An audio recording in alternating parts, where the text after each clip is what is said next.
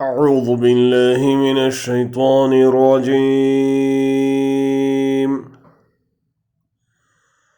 بسم الله الرحمن الرحيم.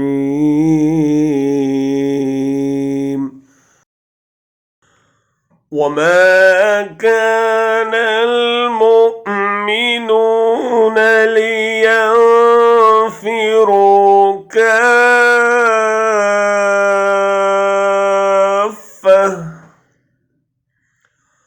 فلولا نفر من كل فرقة منهم طائفة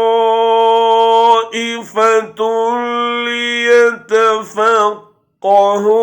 في الدين ولينذروا قومهم إذا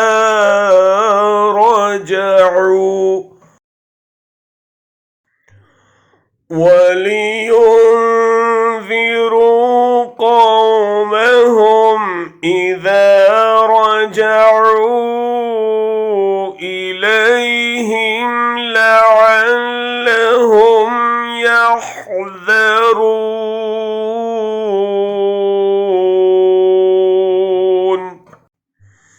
और ये कुछ ज़रूरी न था कि अहले ईमान सारे के सारे ही निकल खड़े होते, मगर ऐसा क्यों न हुआ कि उनकी आबादी के हर हिस्से में से कुछ लोग निकल कर आते और दीन की समझ पैदा करते और वापस जाकर अपने इलाके के बाशिंदों को ख़बरदार करते ताकि वो गैर मुस्लिमाना रविश से परहेज़ करते.